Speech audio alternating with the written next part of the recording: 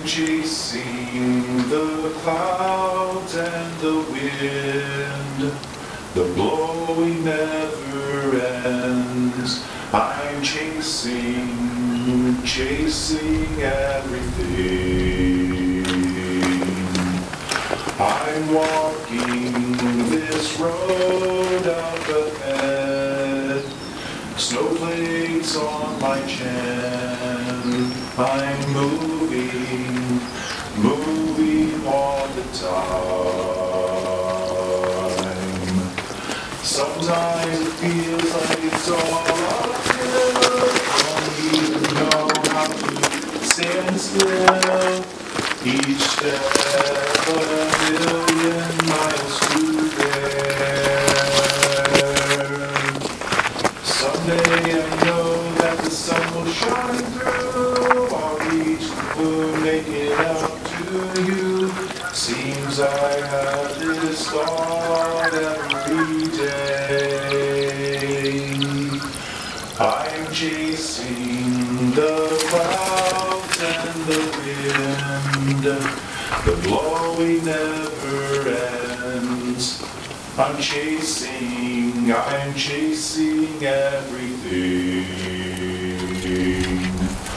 I'm walking this road up ahead. Snowflakes on my chin. I'm moving all the time.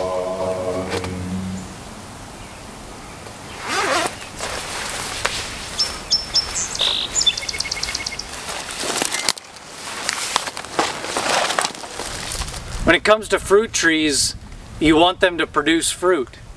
And this apple tree last year produced fruit. But just because a fruit tree produces fruit doesn't mean that it's bearing the full amount of fruit that it can. And that's where pruning comes into place.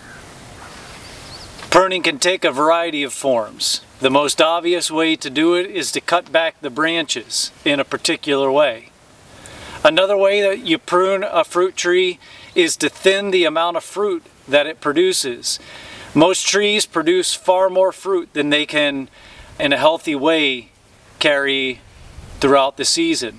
And so you end up with lots of drops from the tree, or fruit that doesn't reach its potential in size, or you may even end up with fruit that has all kinds of scabs and disease on it. These branches are way too thick. They keep the sunlight out, which prevents the leaves from transferring sunlight into energy. That limits the fruiting. It also creates a scenario in which it's difficult for air to circulate between the branches, and this becomes a breeding ground for fungus and disease. So let's get to pruning, at least the branches today.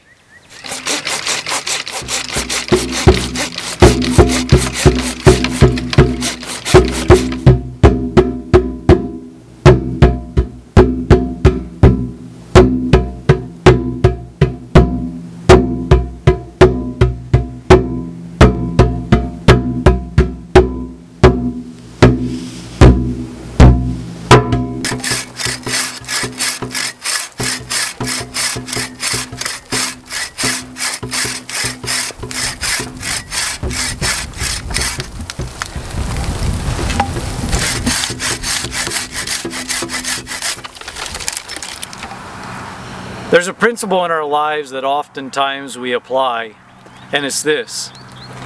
If a little bit of something is good, well then a lot of something is far better. We do this in all kinds of areas of our lives. We do it with medications that we take. You know, we have a headache and the bottle tells us to take one, but we take 2 or 3. It happens in our jobs when we're working.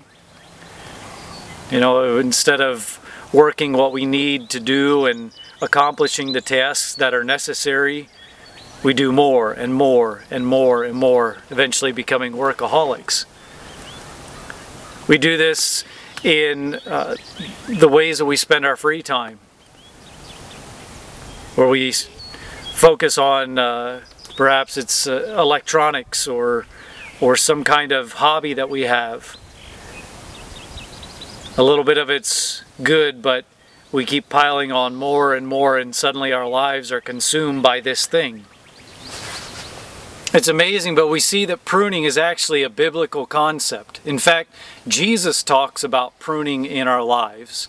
Right before his death, he's out in a vineyard where grapes are grown. And he uses an incredible illustration to describe to the disciples how they are supposed to continue on in the relationship with God.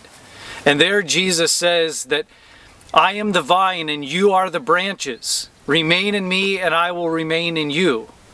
That is, we have to stay attached to the main trunk if we're going to bear fruit.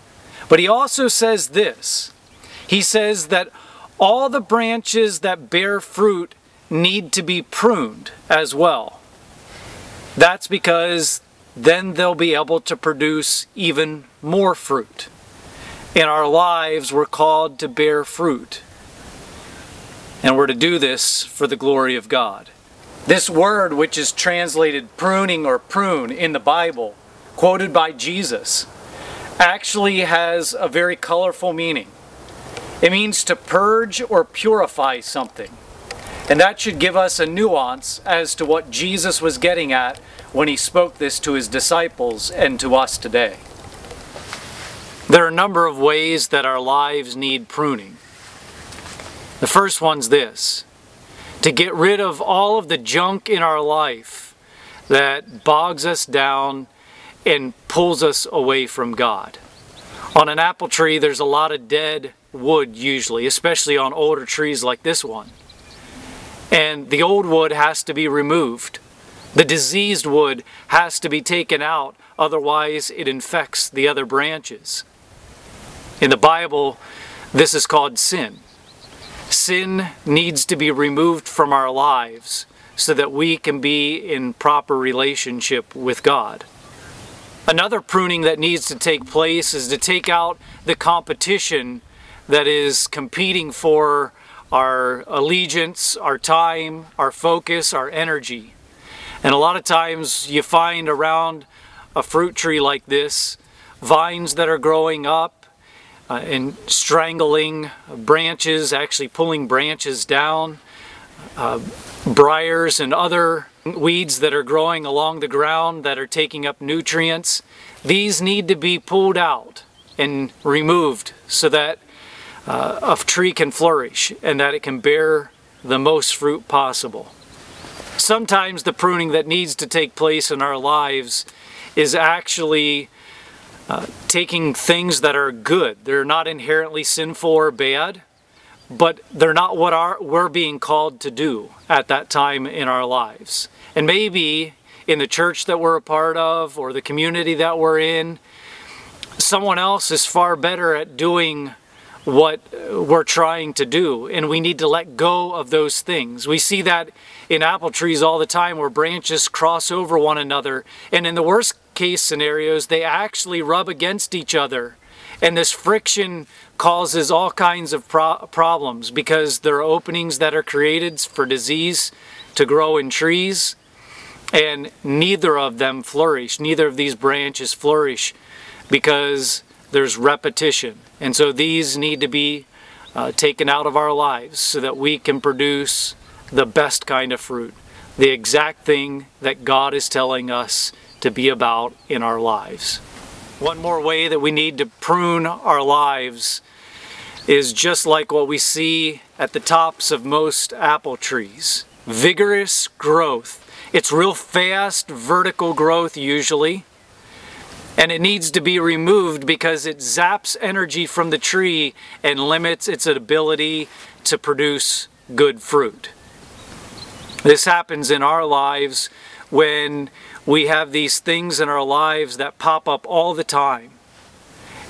They usually are reactionary things, and we have this knee-jerk reaction to them where we have to do something about it. Even though it has no great priority in our life, we feel like we've got to do something about it right away. We have to get the task done. We have to be able to get it off our to-do list. And these things limit us from being able to accomplish the big picture ideas and goals that God has for our lives. It's not that we don't have to at times put our energy into those immediate concerns. Sometimes they're dire and very important.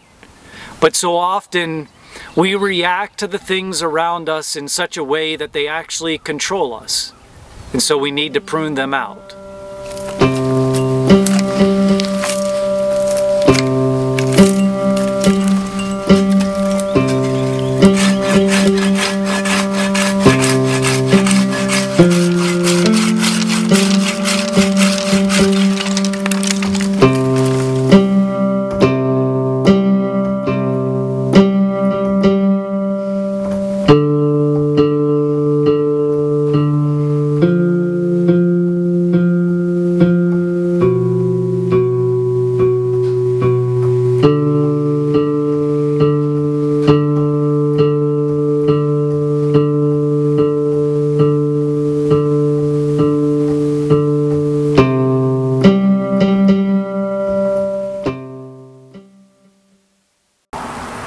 And there you go, we've opened up this tree.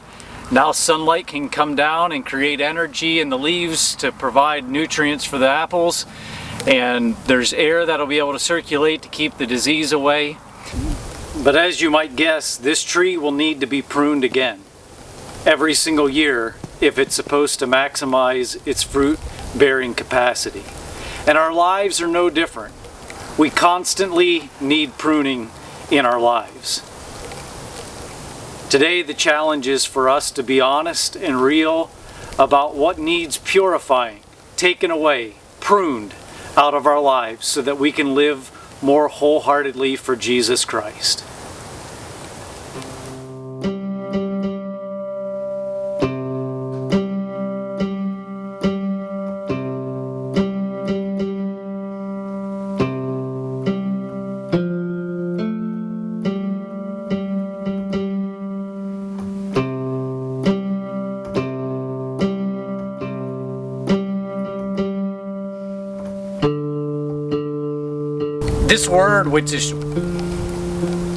This word which is translated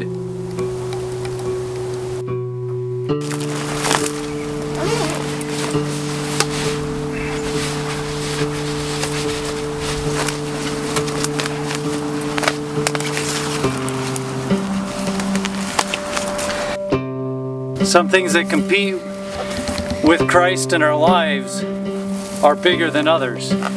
This is one part of a multiflora rose. The Greek word that is translated pruning in the Bible, in this passage that Jesus is quoted in, actually means to purify or purge.